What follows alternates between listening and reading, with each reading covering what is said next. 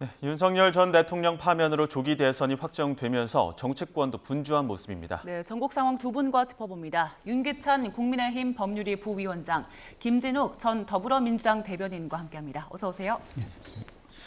자, 저희가 앞서 속보로 전해드렸는데 조기 대선일이 확정이 됐습니다. 6월 3일로 확정이 됐고 내일 국무회의에서 의결을 거쳐가지고 다시 한번 공고를 할 것 같은데 양당의 어떤 그 대선 채비도 조금 더 구체화될 것 같아요. 그렇죠. 이제 공고가 되게 되면 시작이 되는 거잖아요. 예. 일단 예비후보 등록은 뭐 가능하다고 지금부터 선관위에서 알려왔기 때문에 실제 움직임은 있을 것 같고 이제 60일 꽉 채운 것 같습니다. 4월 4일 날 헌재 파면 결정이 났기 때문에 그로부터 계산해 보면 60일 되는 날 대선을 치르게 되는 거고 이와 같은 그 아마 선거운동 그 기간 보장은 지난 2017년도에도 비슷하게 이루어졌던 부분이고. 이에 따라서 뭐 일부적 조정이 필요할 부분이 있는데 이재명 대표의 재판도 있죠, 사실은. 예. 저희가 모의고사도 있지만 예. 어쨌든 그런 부분은 조정이 가능한 거기 때문에 일단 짧은 선거운동 기간을 최대한 보장하는 차원에서 예. 선관위와 정부가 협의해서 정한 것으로 그렇게 알고 있습니다. 예, 국민의힘 쪽에서는 이제 오늘부터 본격적인 선거 대비 체제 돌입하잖아요. 선관위 언제 출범합니까? 선관위는 오늘 의결한 걸로 알고 있습니다. 그래서 황우여 예전 비상대책위원장이 아마 선관위원장, 저희 경선 선관위입니다. 선관위원장을 맡고 선관위원들도 선임된 걸로 제가 알고 있는데 예. 구체적인 명단은 한 명 이외에는 알지 못하지만 어쨌든 정해진 것으로 그렇게 알고 있습니다. 민주당 입장은 좀 어떻게 잡히고 있습니까? 네, 민주당 입장에서도 뭐 내일 국무회의를 통해서 6월 3일로 선거일이 이제 확정이 되면 예. 그에 맞춰서 이 경선 준비들을 박차를 가할 것으로 보이고요. 사실 어제 김윤덕 사무총장께서 기자간담회를 통해서 예. 우리도 당도 지금 예. 빠르게 이 조기 대선 국면에서 당의 그 선거 관리를 위한 그런 여러 가지 방식들 그런 부분들을 입장 정리를 하고 있는 것 같고 아무래도 이제 출마가 가장 유력하게 지금 점쳐지는 이재명 대표의 거취 문제 내일 공고가 이제 정상적으로 이루어지면 그 이후에 바로 이재명 대표의 이 거취 문제도 발표가 좀 있을 것 같습니다. 예, 이재명 대표 이제 구체적으로 발표를 한 건 없는데 9일쯤 대표직 사퇴할 것이다 이런 보도 많더라고요. 일단 이재명 대표가 본선에 갔을 때 경쟁력에 대한 이야기가 더 관심이 많던데 그를 위해서는 어떤 점에 집중을 해야 될까요? 글쎄 이재명 대표가 이미 벌써 지난 22년도에 윤석열 전 대통령과 이 경합을 통해서 0.7%포인트 차이로 이제 아쉽게 석패한 이후에 지금 이제 한 3년 정도의 시간이 지났습니다. 그 사이에 민주당의 당대표를 역임하면서 확고한 당내 리더십 또 어떤 경제에 대한 비전 여러 가지 부분들을 준비를 많이 해왔기 때문에 아마 이재명 대표가 출마 선언을 하고 나면 그때 이제 후보의 입장으로 봤을 때도 사실상 당내에서 또는 지금 당 안팎에서의 경쟁력은 가장 확실하게 두각을 나타낼 수밖에 없는 그런 그 조건일 것 같고요. 당내에서의 경선보다도 지금 이제 더 이제 관심이 가는 건 과연 이재명 대표가 국민의힘에서 선출될 후보와 맞서서 과연 이 당선 가능성이 얼만큼 되느냐 이런 부분들이 더 큰 관심이 아니겠습니까? 뭐 제가 볼 때는 당선 가능성이 그 어느 때보다 높게 점쳐지는 상황이고 준비도 또 많이 되어 있고요. 그만큼 당 안팎에서 또 많은 견제가 있겠습니다만 그런 견제를 또 오랫동안 또 극복해 왔던 상황이 있었기 때문에 그런 부분들도 앞으로의 경선 과정 또 본선 과정에서 충분히 본인의 경쟁력을 보여줄 수 있을 것으로 기대하고 있습니다. 국민의힘 주자들의 움직임도 좀 빨라지고 있는 것 같은데요. 국민의힘은 이제 공고가 날 겁니다. 경선 예. 후보자 등록이 있고 나서 뭐 많은 분이 등록하게 되면 이제 컷오프 예비 경선 치르고 그다음 본경선 치러야 되는데 저희도 아마 4월 30일 이전까지는 후보자를 확정할 가능성이 크고요. 예. 5월 4일 때까지는 이제 지자체장들이 사퇴를 해야 되기 때문에 그러니까 현재 거론되고 있는 분들이나 뭐 자칭 그다음에 타천, 자천, 예. 뭐 출마 의사가 있는 분들이 거의 지자체장이 많아요. 그래서 아마 5월 4일 이전에는 다 경선 일정을 마칠 것으로 보이는데 어쨌든 일부는 좀 고민하고 계신 분들도 있으실 테고요. 네. 왜냐하면 뭐 경선을 이긴다 하더라도 본선에서 어느 정도 가능성에 대한 본인들의 판단이 있을 거고 또 하나는 이제 구도 자체가 만약에 당내 갈등을 유발할 수 있는 구도가 되면 예. 본선 자체가 굉장히 어려워지기 때문에 여러 가지로 고민하고 있는 분들도 있을 수 있는데 어쨌든 이번 주에 대부분 의사결정을 하지 않으실까. 이번 주 뭐부터는 등록을 해야 되거든요. 예. 등록을 일주일 정도 잡을 때 4일에서 일주일 정도 잡는 걸로 알고 있는데 어쨌든 이번 주 내에 대부분의 의사자들이 의사표명을 통해서 공개적으로 밝히지 않을까 뭐 이런 생각을 합니다. 네, 말씀하신 대로 만약에 구도 자체가 당내 혼란을 유발할 수 있는 구도가 만들어진다면 그 부분도 국민의힘 입장에서는 고민이 될 텐데 당내 혼란은 어떻게 수습을 해야 됩니까?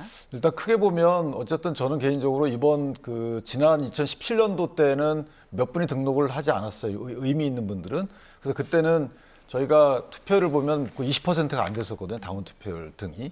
그런데 이번에는 약간 후보자들이 이미 이전부터 나가겠다고 하신 분들이 많이 있었기 때문에 구도 정리는 개인적으로 합종 연행을 통해서 할 가능성이 있습니다.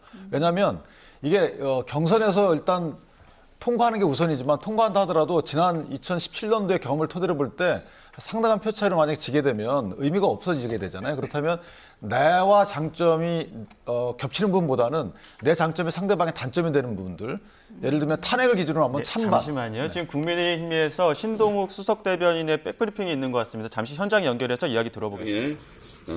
황우여 전 의원님 그리고 전 비대위원장 배경을 간단하게 말씀을 드리면 경선 관리는 공정 객관성이 가장 중요하기 때문에 다들 잘 아시는 것처럼 수도권 인천의 5선 의원이시고 또 저희 당에 오랫동안 봉사를 하셨던 황우여 전 의원님이 적합하다. 그리고 무엇보다도 최근에 저희 당의 비대위원장을 총선 이후에 역임을 하셨기 때문에 당 내부 사정에 대해서도 잘 알고 계신다. 이런 점에서 저희 경선 관리를 공정하고 객관적으로 해 주실 수 있는 적임자라고 저희가 판단을 했습니다. 부위원장은 이양수 사무총장, 그리고 위원회 여성이자 서울의 재선 의원인 조은희, 그리고 포항 초선 의원 이상휘, 경산의 초선 의원 조지연, 여기는 여성 청년 분야, 그리고 청년 목세 비례대표 박준태, 그리고 여성으로서 21대 국회의원을 지냈던 전주회 현 강동갑 당협위원장, 그리고 호준석 대변인, 김채수 현재 숭실대학교 회계학과 재학 중인데 현 국민의힘 중앙대학생위원회 위원장입니다. 김채수 청년 몫이고 또 여성 청년의 이소희 전 국민의힘 혁신위원, 그리고 현재 국민의힘 미디어국 과장 박건희 여성 청년 몫입니다. 이렇게 해서 9분의 위원을 저희가 선임을 했습니다.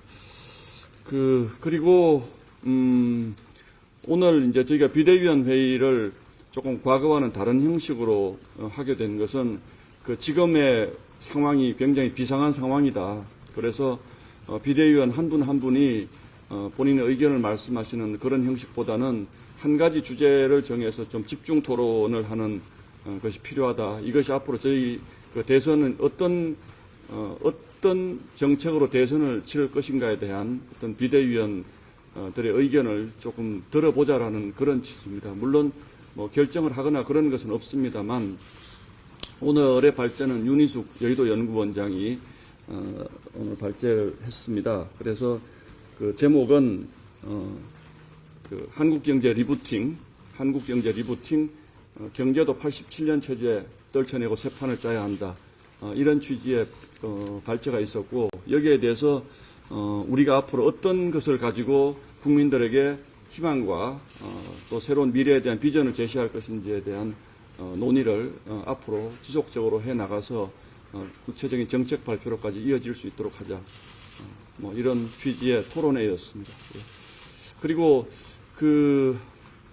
이제 회의 말미에 이제 여러분들 관심 가지고 계시는 저희 당 내부 문제에 대해서 이제 비대위원장이 이제 원칙을 주셨는데 앞으로 경선 과정이나 대선 과정에서 있을 수 있는 해당 행위에 대해서는 아주 엄격하고 가혹하게 처리해 나가겠다라는 얘기가 있었고, 우리가 한 마음으로 통합된 마음으로 대선을 치르기 위해서는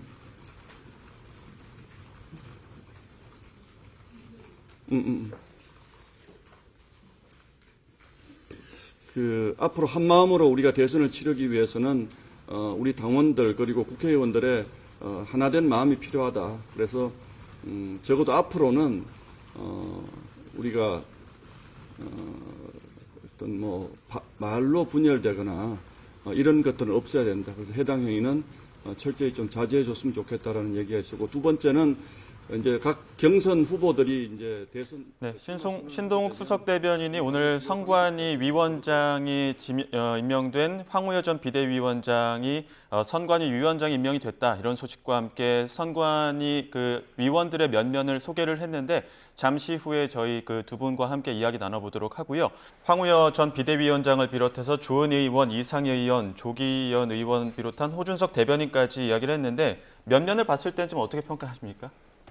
경선룰 갖고 예. 크게 뭐 싸움이 있을 것 같지는 않다라는 생각이 들어요. 왜냐하면 사실 이제 경선룰 갖고 각 후보 경선 후보 진영에서 이제 서로 간의 요청 사항이나 반대 사항이 많은데, 제가 2022년도 그 당시에 선관위원을 해볼 때 보면 예. 대부분 경선룰 갖고 많이 그렇게 하시거든요. 그런데 네. 면면을 보면 일단 현역이 5분하고 황우여 선관위원장까지 원외가 5분 이렇게 균형을 좀 맞춘 것 같고요. 네.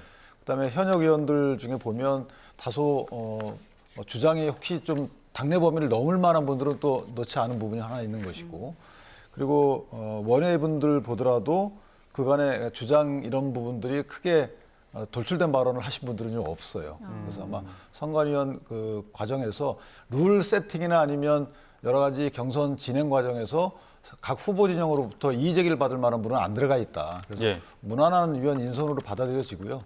이미 지난번에 그 대선 경선 과정에서 세팅됐던 부분이 있기 때문에 그것을 고칠지 여부에 대해서 아마 고치지 않는 방향으로 갈 가능성이 커졌다라는 네. 생각이 들고요. 그다음에 이제 지금 50대 50이거든요. 경선 룰 자체가. 그 룰을 그대로 이어갈 가능성이 커지지 않았나, 뭐 이런 생각이 좀 드네요. 그 신동욱 대변인이 회의 말미에 당 내부 문제를 논의했다고 했는데, 통합된 마음으로 대선 치르기 위해서 경선 과정 그리고 대선 과정에서 해당 행위에 대해서는 가혹한 처리를 하겠다, 이런 얘기를 했습니다. 이게 구체적으로 어떤 걸 의미할까요? 그러니까 이제 당원들도 많이 걱정하는 그 부분인데, 예를 들면 경선 운동 과정에서 지난 그 대통령 탄핵 과정에서 있었던 각자의 입장 차이는 있을 수 있죠. 그것은 지금 저희 당 입장에서 보면 그 입장 차이가 당을 위한, 뭐 탄핵을 찬성하든 반대든 당을 위한 정치적인 견해다, 이 정도까지는 괜찮은 거죠. 그런데 그걸 넘어서서 이건 당을 위한다고 보기 어렵다, 뭐 개인의 일신상의 이익을 위하거나 심지어는 해당 행위까지 이르는 경우, 이런 경우에는 더 이상 용납하지 않는다. 아마 몇 가지를 상정해 두고 하는 얘기 같이 들리는데요. 예를 들면 지난 탄핵을 반대했던 분들 입장에서도 탄핵을 찬성했던 분에 대한 정치적 공격을 그 당시에 과거 행위에 대한 정치적 공격보다는 미래의 행위와 관련된 질문을 토대로 해서 그걸 확인하는 과정을 통하면 되는 거거든요. 마찬가지로 탄핵을 찬성했던 입장에서도 과거에 당신은 왜 반대했냐라고 하는 것보다는 앞으로 진행 과정에 있어서 어떻게 하겠다라는 취지로 해서 본인의 그 차이점을 당원께 호소하면 되는 것인데, 마치 과거에 당신은 왜 찬성했고 당신은 왜 반대했고 이렇게 하다 보면 2017년도처럼 사실상 분당이 되는 거죠. 그렇게 되면 이건 필패이기 때문에 그런 경선 과정에서의 정말 비생산적인 것을 막자라는 취지인 것 같고, 또 하나는 당원들은 이미, 또는 국민들도 마찬가지고요, 탄핵을 찬성하고 반대했던 분들 명확히 알고 그분들의 평가는 알고 있어요. 그래서 본인이 그 해당 본인의 행위에 대해서 만약에 이게 앞으로 내가 경선 후보자로 선출되는데 방해가 된다 그러면 앞으로 그걸 해칭하는 취지의 언행을 하면 되는 거고요. 만약에 내가 이게 도움이 된다 그러면 그걸 보강하는 차원의 언행을 하면 되는 것이지, 과거에 대해서 상대방인데 당신 왜 이렇게 했냐라고 평가를 하게 되면 이거는 정말 올바르지 못한 선거운동이다. 예. 막 이런 식의 문제의식이 배경으로 작용하지 않았나 싶어요. 국민의힘 벌써 선관위원장 임명하고 선관위 구성까지 마쳤는데, 민주당은 조금 좀 차분하게 가는 것 같아요. 일단 이재명 대표의 거취가 먼저 결정이 되고 난 이후에, 왜냐하면 이재명 대표가 이제 후보가 될 가능성이 가장 그 큰 상황 속에서 이재명 대표가 지금 그 현직 대표로 있는 상태에서 선관위를 구성한다든지 이런 상황이 오면은 또 이 공정성 시비가 있을 수도 있거든요. 예. 그렇기 때문에 이재명 대표가 내일 국무회의를 통해서 그 이 선거일이 공고가 되면 바로 즉시 이제 아마 후보 사퇴 그러니까 대표직 사퇴. 후보를 출마하기 위해서 대표직 사퇴를 하게 될 것이고 그러고 나면 당에서는 바로 그 박찬대 원내대표를 중심으로 해서 아마도 임시적인 비대위가 좀 구성되지 않을까 싶고요. 거기에서 선관위 구성이라든지 이런 부분들을 앞으로 논의를 하게 될 것 같습니다. 네, 말씀하신 대로 이재명 대표가 지금 후보될 가능성이 높고 그래서 저희가 앞서 본선 경쟁력 같은 얘기도 했지만 비명계 주자들 그리고 조국혁신당 쪽에서는 경선 룰에 대한 이야기를 계속해서 하고 있잖아요. 혹시 경선 룰에 대해서 좀 새롭게 논의될 가능성도 있습니까?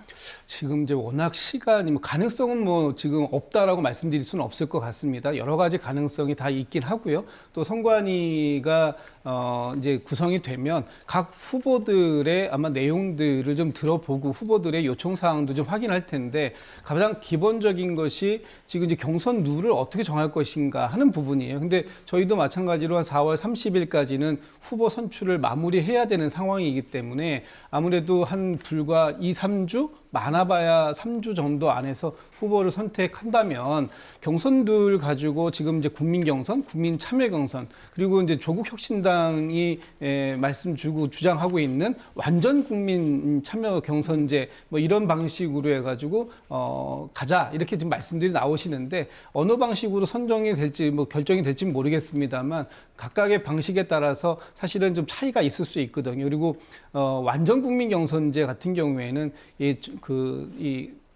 뭐랄까 경선에 참여하는 선거인단을 모집하는 시간이라든지 이런 부분들에 또 제약이 있을 수 있기 때문에 이런 부분들에 대해서는 조금 더 당내의 논의가 먼저 쓰고 그 이후에 당 밖에 있는 다른 정당들과의 논의도 이제 그때부터 이제 본격적으로 이루어질 가능성이 있다 이렇게 봅니다. 네, 윤 전 대통령 파면 이후의 용산 움직임도 한번 짚어보겠습니다.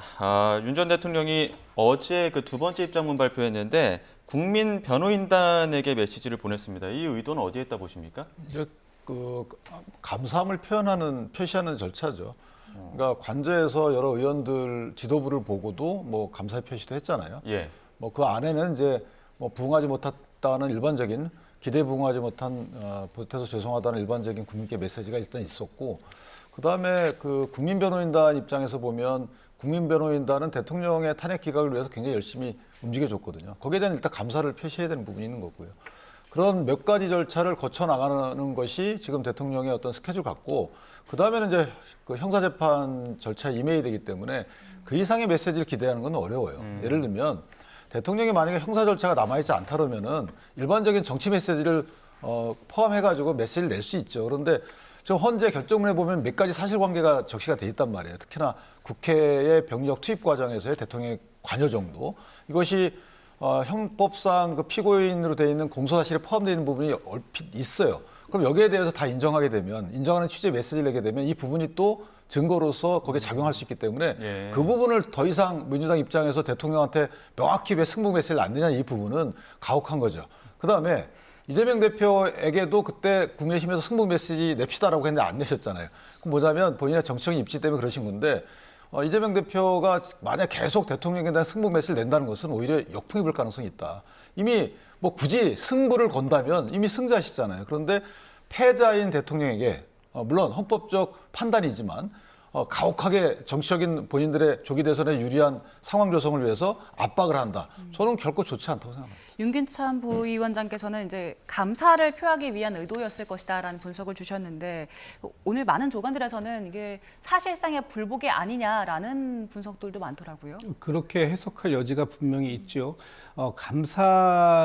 단순한 감사만 표현하기 위한 메시지였다면 4월 4일 날 헌법재판소의 파면 결정 이후에 내놨던 그 메시지에서 이미 감사는 표현했던 거 아닙니까? 그럼에도 불구하고 본인의 지지층만을 대상으로 하는 그런 메시지를 별도로 내놨다라는 것, 저는 좀 부적절하다고 보는 것입니다. 왜냐하면 이 메시지 안에 이런 내용들이 있더라고요. 전국 각지에서 싸우는 모습을 잘 봤다. 그것에 대해서 감사한다. 그리고 여러분의 여정은 대한민국의 위대한 역사로 기록될 것이다. 그런데 이분들이 무엇을 위해 싸웠습니까? 윤석열 대통령의 탄핵에 반대한다라는 기치를 가지고 거리에 나와서 광장에서 집회를 했던 거 아닙니까? 그런데 그 탄핵이라는 부분이 헌법재판소에서 분명히 그 비상계엄이 위헌적이고 위법적이었다라는 그런 중대성까지 인정받아서 윤석열 대통령을 파면에까지 이르게 했다면 이 부분에 대해서 이것을 잘한 일이라고 볼 수는 없는 거잖아요.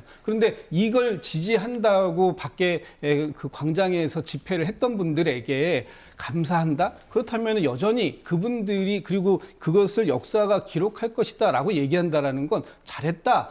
앞으로도 계속 그렇게 해달라라는 취지로 읽힐 가능성이 있는 거 아니겠습니까? 그렇기 때문에 윤석열 대통령이 여전히 이 대통령직에서는 물러난 물리적인 승복을 했을지 몰라도 이런 메시지를 통해서 지금 계속해서 불복의 자세를 보이고 있는 거 아니냐. 그리고 진짜 필요했던 건 국민들에게 했어요. 그러니까 20대 대통령으로서 전직 대통령이지만 대통령으로 재임했던 분이 하셨어야 했을 메시지가 있었다면 국민 여러분들께 정말 12.3 비상계엄은 잘못됐던 부분이라는 부분을 받았으니 이것을 인정하고 저도 역시 사과드립니다. 그리고 그동안 제가 부족했던 부분이 너무 많았습니다.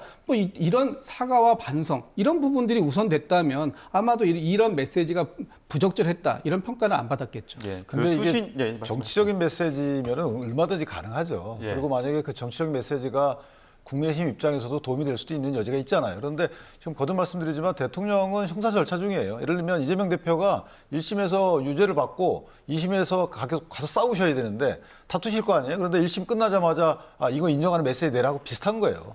이게 물론 신급은 다르지만 그러니까 예, 예. 무리한 요구인 거고 또 하나는 자, 화자가 만약에 다수의 경우에는 다 일일이 전화해서 할 수가 없잖아요. 예. 일반 국민한테 메시지 내도 그래도 저희가 SNS를 쓰고 그러는 거 아니겠습니까? 근데 국민변호인단 화자가 상당히 많아요. 그러니까 변호인단을 통해서 그분께 그런 감사의 메시지를 드리는 거고 또 하나 나경원 의원께 공개적으로 메시지를 내지 않잖아요. 불러서 메시지를 내잖아요. 이런 식으로 화자가 다수이냐 소수냐에 따라서 메시지 내는 방법이 다를 뿐이지 예. 이것을 마치 공개적으로 냈다 그래가지고 내가 일일이 전화할 수 없으니까 이런 식으로 제가 감사 의사를 표시한 이걸 갖고 불복의 의사다 이렇게 표현하면 뭐하죠? 예를 들어서 관저에서 안 나가면 불복의 메시지죠. 안 나가고 버팁니다. 예. 나 잘못하는 거 없어. 헌재 결정내 인정 못해. 이러면 불복이죠. 근데 그게 아니잖아요. 그러니까 예. 이거를 너무 과대 포장해가지고 매몰차게 하는 것이 이게 과연 민주당이 옳을까? 예. 저는 개인적으로 옳지 않다고 보고 이재명 대표께 그 당시에 무죄 주장, 무죄 탄원서가 엄청 많이 들어갔잖아요. 이분께 나중에 이재명 대표님 혹시나 유죄가 확정된다 하더라도 감사 표시 안 할 건가요? 해야 되겠죠. 그분들이 이재명 대표의 무죄를 확실한다고 해서 또는 무죄를 촉구했다 했다고 해서 그분의 어떤 예를 유죄 현상에 대해서 동조한 건 아니잖아요. 그러니까 그런 식의 논리적은 좀 비약이 있다 이렇게 생각합니다. 근데 그 수신인이 이제 국민 변호인단으로 한정된 부분이나 나경원 의원과의 차담 그리고 당내 인사들과의 면담이 혹시나 이 조기 대선 국면에서 어떤 정치적 메시지를 꾸준히 내는 것 아니냐 이런 이야기 나오고 있는데 거기에 대해서는 어떻게 생각하십니까? 정치적인 메시지를 내면 안 되나요? 저는 개인적으로 대통령도 정치인이고요. 예. 그다음에 그 정치적인 메시지가 부정적인지 긍정적인지는 사실 각자가 판단하는 겁니다. 부정적인 메시지를 계속 내게 되면 국민의힘에서 안타깝게 또 요청을 하겠죠. 예. 이런 식으로 정치적인 메시지를 못 낼 이유가 없잖아요. 그러니까 형사재판이 확정되기 전까지 만약 형사재판이 계류 중인데 정치적인 메시지를 내는 것이 과연 보수층에 유리할 것인가에 대한 그런 판단의 여지는 있는 거지만 예. 당신 메시지 내지 마라 이렇게 할 수 있는 게 있나요? 저는 개인적으로 그 부분이 문제가 있고 예. 오히려 저는 대통령에 대한 정치적인 메시지를 민주당에서 너무 내고 있는 거죠. 조기 대선 국면이기 때문에 대통령의 영향력을 차단하기 위한 포석이라고 보는 겁니다. 예. 만약에 대통령의 정치적인 메시지가 부적절하다 그러면 국민이 부정적인 판단을 할 것이고 그럼 민주당에서는 오히려 내라고 촉구하겠죠. 근데 내지 말라고 하는 것은 대통령의 정치적인 메시지가 조기 대선에서 우리한테 불리하게 다가오는 거 아니야? 염려되기 때문 아닌가요? 민주당 입장에서 불리하게 다가옵니까? 글쎄요, 그거는 평가하시는 분들 사정일 텐데 저는 이번에 조기 대선 국면에서 국민의힘이 두 개의 강을 건너야 된다고 봅니다. 첫 번째는 탄핵의 강을 건너야 되는 것이고요. 두 번째는 윤심의 강을 건너야 될 것 같아요.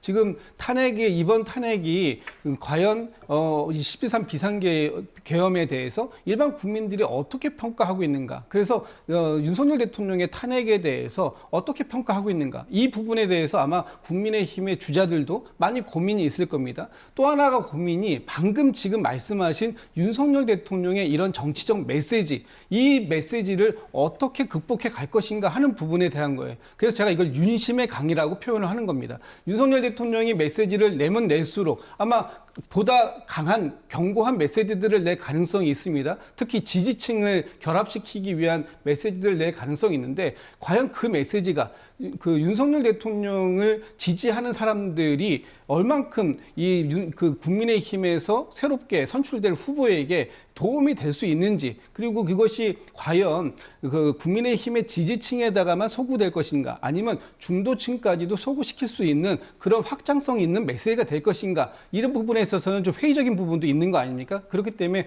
아마도 이 국민의힘에서는 이 탄핵의 강과 윤석열 대통령의 윤심의 강을 어떻게 건널 것인지, 이런 부분들이 앞으로 관전 포인트가 될 것이다, 이렇게 예측합니다. 그러니까 조심스러운 부분인데 대변인 말씀처럼 그 메시지가 국민께 어떤 그 표심으로 작동할 것인지가 사실 제일 관심이잖아요. 그런데 네. 저는 메시지 내용이 중요하다고 봅니다. 예를 들면 단합합시다, 단합해서 국회 전횡을 막읍시다. 이거는 저는 좋은 메시지라고 봐요. 왜냐하면 헌재도 그걸 분명히 지적했기 때문에.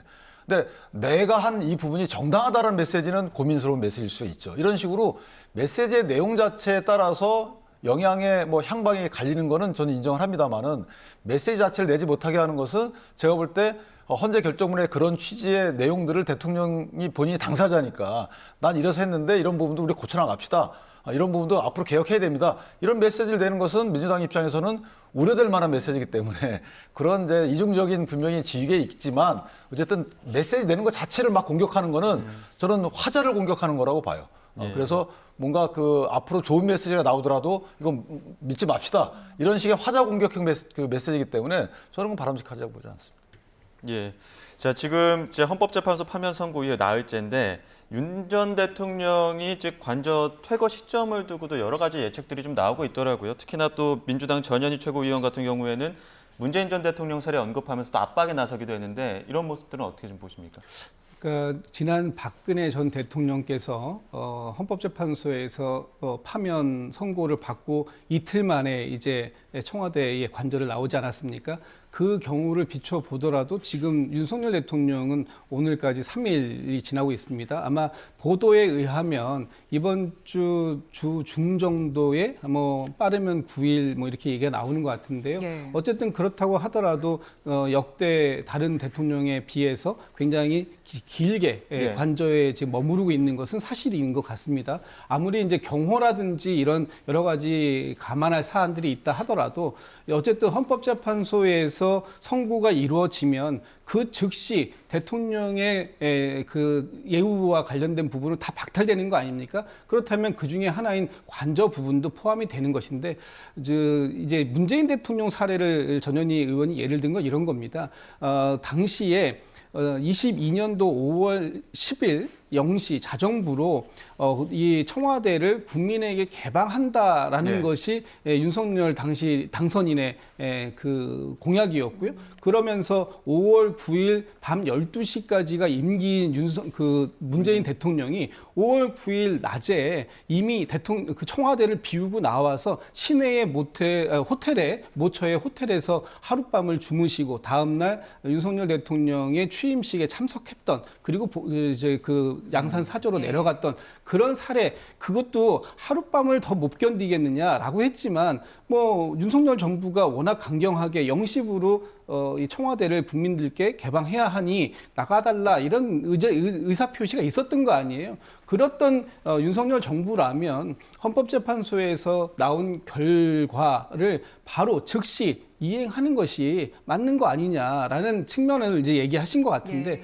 저는 뭐 그런 측면도 충분히 얘기는 할 수 있지만 지금 중요한 건 윤석열 전 대통령이 빠르게 본인의 이 거취, 또 이 관저에서 이동하는 모습을 보여주는 게 아마 국민들도 좀 기다리시는 부분이 아닐까, 이런 생각을 해봅니다. 네, 원래 있었던 서초동 사저 같은 경우에는 이제 뭐 경호 문제도 좀 있는 것 같고 반려동물이 많아서 거기로 들어가기는 어렵다. 그래서 단독주택도 알아보고 있다라는 보도도 있던데 어디로 가게 될 것 같습니까? 일단 뭐 서초 원래 이전의 집으로 갈 가능성이 일단 크죠. 그런데 그 부분이 계속 거기 계실 건지 아니면 또 다른 지역으로 이전할 것인지 그 계획 여하에 따라서는 지금 이전 기일이 좀 그래서 더 소요되는 게 아닌가. 예를 들면 그 서초 그 지역은 법원 바로 앞에 있거든요. 그래서 예. 그 만약에 경험 문제도 있지만 사실은 이제 대통령 직을 수행했던 분 입장에서 보면 양 진영의 갈등이 심한 상황에서 시위도 아마 굉장히 많을 거예요. 네. 그다음에 계속 재판받는 과정에서도 재판 관련 시위도 많을 거고 그렇다면 인접 주민에 대한 또 불편도 끼칠 수 있기 때문에 그 다양한 것을 고려한다면 서초 집으로 돌아가신다 하더라도 계속 거기 계실지 여부에 대해서는 저 부정적으로 보거든요. 예. 그렇다면 제3의 장소도 알아보는 상황이기 때문에 예. 그래서 늦어지지 않았나 싶고 임대차 계약 기간이 끝나도 다음 지유인이 들어오기 전까지는 며칠 정도는 봐주거든요. 그러면 너무 가혹한 거 아닌가 네. 싶고 이전에 문 대통령 시절에 물론 좀 더 배려해드렸어야 되겠지만 그 당시에는 이미 양산에도 다 마련되고 있던 상황이었고 그다음에 나가시는 시점은 이미 정해져 있던 상황이지만 지금은 시점이 갑자기 정해진 거잖아요. 그래서 다소 그런 부분에 대한 압박 공격이 너무 이어진 것도 좀 도리가 네. 아니지 않느냐 뭐 이런 생각이 드네요. 예, 부위원장님 앞서 그 윤 전 대통령 그 형사 재판도 잠시 언급해 주셨는데 당장 다음 주 월요일부터 매주 형사 재판이 열립니다. 이와 관련해서도 이제 자연인 신분이 됐기 때문에 이전과는 좀 대응 양상이 달라질 것 같은데 어떻습니까? 글쎄 대형 양상이라보다 검찰 대응이 달라질 수는 있죠. 그러니까 현재 내란죄로 기소가 돼 있는데 예. 그 내란죄와 동일한 사실관계에 대해서 또 다른 적용될 수 있는 법조항이 직권남용이거든요. 예. 그러니까 별도의 수사가 필요한 사항은 아니고 동일 사실관계에 대해서 법을 2개 적용하는 거기 때문에 제가 상상적 경험이라고 표현하는데 여기에 대해서 검찰이 이 추가 공소장 변경을 통해서 법조항을 추가할 여지가 하나 있는 것이고 또 계류적인 여러 가지 사건에 대해서 수사가 어쨌든 마무리돼야 되기 때문에 그 수사 절차 진행함에 있어서 현직 대통령의 이런 한계는 일단 벗어난 거죠. 검찰 입장에서는. 또 하나는 이제 재판 진행 과정에서도 안 나갈 수 있는 명분은 많이 줄어든 거기 때문에 대통령 입장에서는 오히려 재판 진행이 빠를 수 있지만 단 하나 이제 현재 불구속 상태라서 재판이 500명의 증인을 신문해야 되는 상황이라고 들려요. 그렇다면 상당히 오래 걸릴 수가 있죠.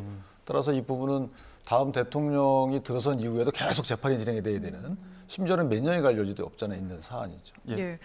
어떻게 보십니까? 저는 지금 이제 윤석열 전 대통령이 받고 있는 혐의가 내란죄 하나밖에 없지만 방금 말씀 주신 뭐 직권남용 이런 부분들도 지난 12.3 비상계엄과 관련된 거 아닙니까?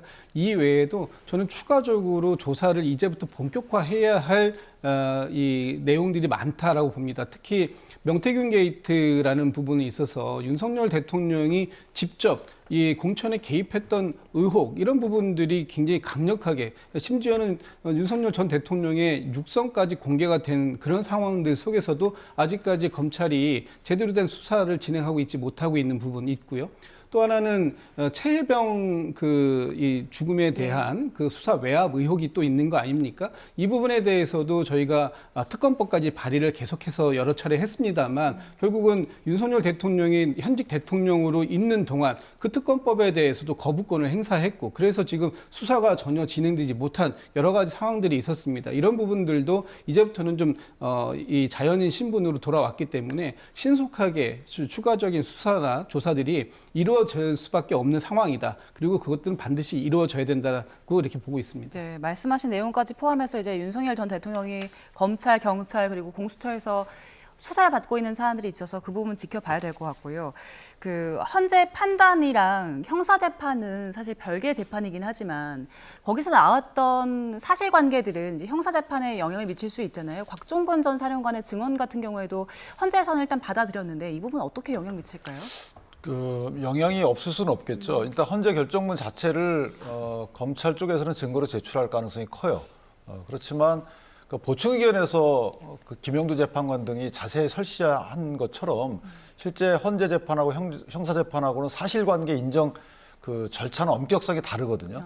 그런데 거기 보시면 헌재에서 판단을 다 하면서도 국헌문란의 목적은 마치 없는 것처럼 얘기를 했어요. 거기 보면은 마치 이제 국회에 의원들의 표결권 침해 이런 식으로 국회를 아예 봉쇄한 것 자체가 그 봉쇄 목적이 국회 권능 행사를 불가능하게 할 생각이었다. 이런 부분들은 다 판단하지 않았단 말이죠. 마찬가지로 정치인 체포도 마찬가지고 선관위도 마찬가지고 이런 식으로 뭔가 헌법 조항의 유예 여부만 판단했지 그 국헌문란의 목적이 있다고 판단한 부분은 저는 보지 못했고요.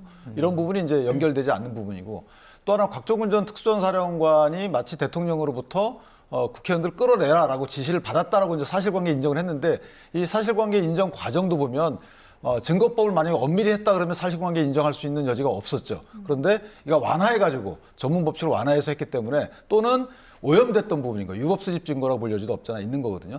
그러니까 형사재판에서 증거는 엄격히 인정이 돼야 돼요. 그래서 그렇게 그랬을 거야라고 개연성이 있다 하더라도 엄격한 증거의 사실관계 인정이 안 되면 쉽지 않다는 거죠. 예를 들면 곽종근 전 사령관으로부터 누가 전해 들었다 하더라도 그 전해 들은 사람을 불러내가지고 전해 들은 사람이 공판장에서 여러 가지 진술을 하지 않는 한 어렵다는 거죠. 그런데 헌재에서 그런 과정을 거치지 않았어요. 따라서 형사재판을 다시도 다 할 겁니다.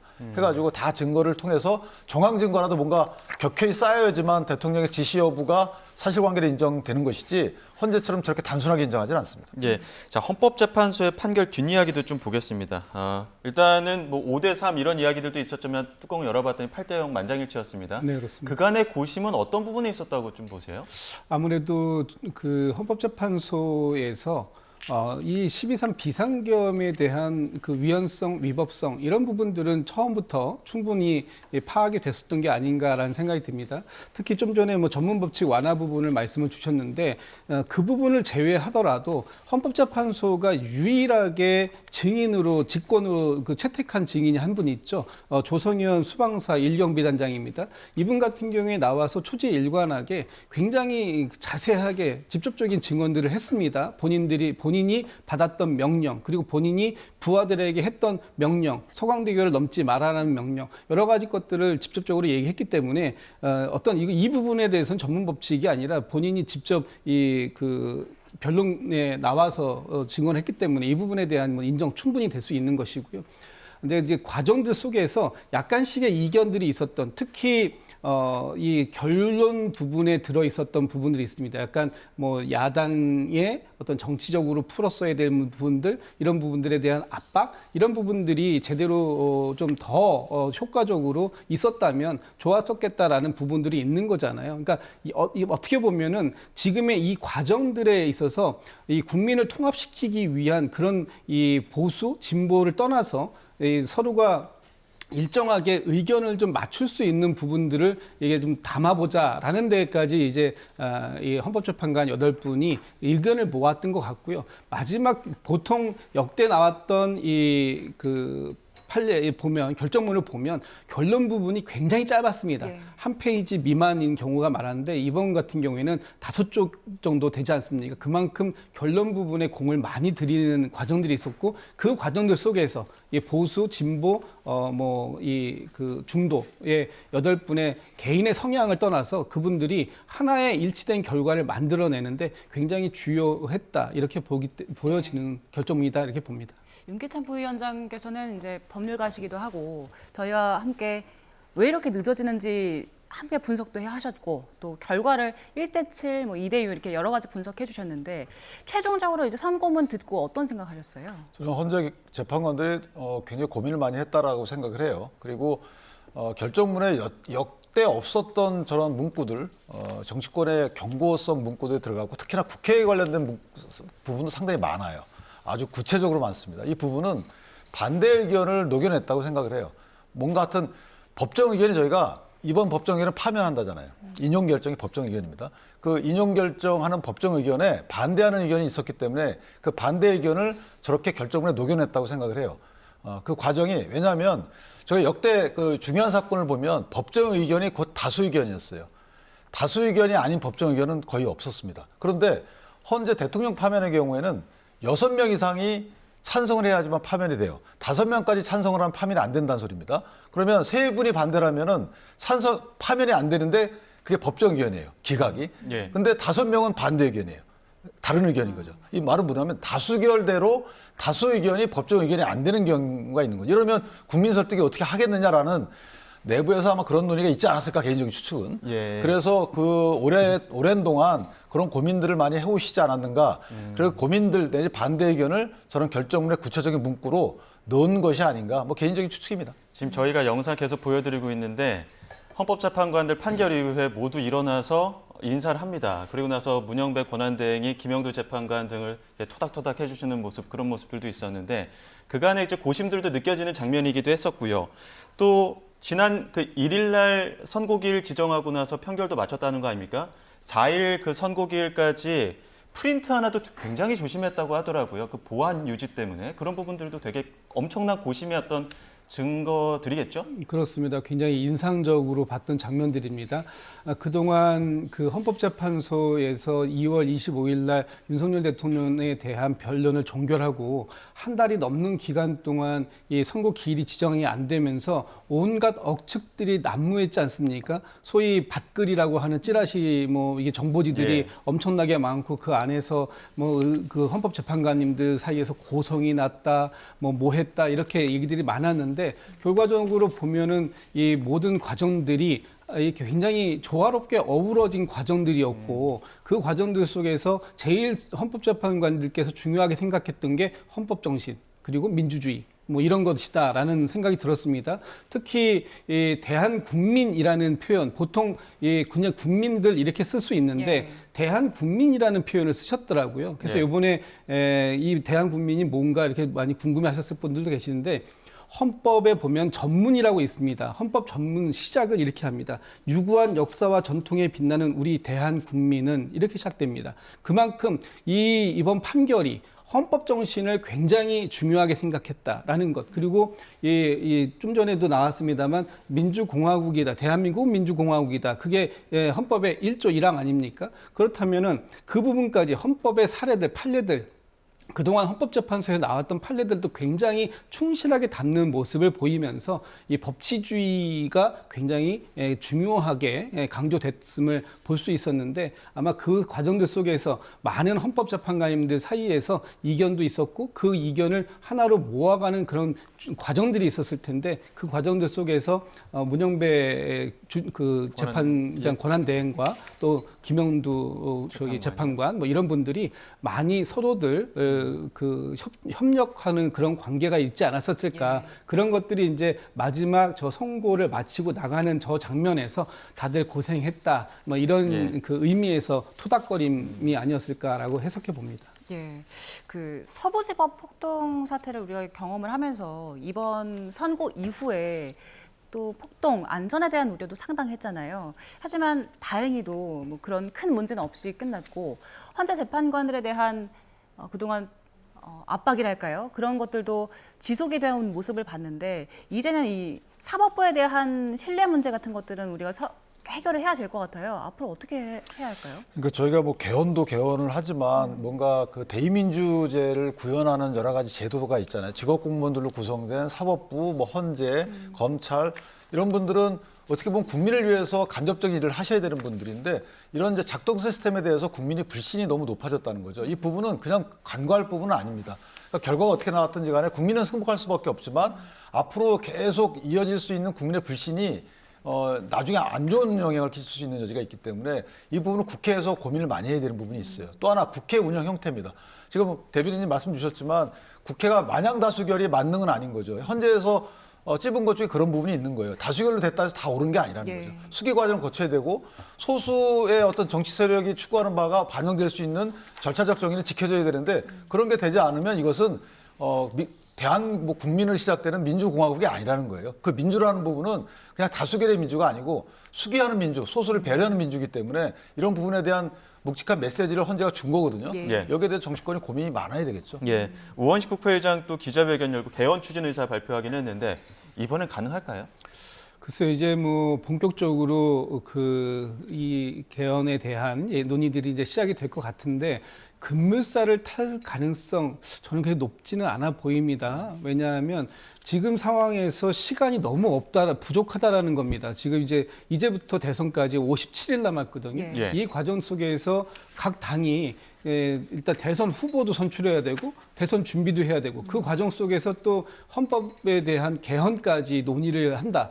이것이 가능할 수 있을까? 특히 개헌 같은 경우에는 우리가 그동안 개헌은 블랙홀이다 이런 얘기를 많이 했습니다. 모든 이슈를 다 빨아들일 수밖에 없는 그런 블랙홀이 될 수밖에 없는 게 개헌인데 그 과정들 속에서 지금의 이 12.3 비상계엄의 내란 사태를 어떻게 빠르게 종식시키고 불안정해진 국정을 빠르게 안정화시킬 수 있는가 하는 부분들까지 같이 연결해가지고 이어서 할 수 있는 부분들 쉽지는 않아 보인다는 생각이 들고요. 어쨌든 이번 대통령 선거에 출마하는 분들이 본인들이 확고한 어떤 개헌에 대한 그 플랜을 얘기하는 정도 수준, 그 다음에 뭐 개헌을 어느 수준에서 어떻게 언제쯤 이루겠다라는 확고한 이제 로드맵들을 좀 제시한다면 예. 그런 선에서 마무리하는 것도 이번에 큰 그 의미를 갖지 않을까. 어쨌든 개헌의 물꼬는 터진 것 같고요. 예. 논의는 좀 시작이 돼야 될 필요가 있는데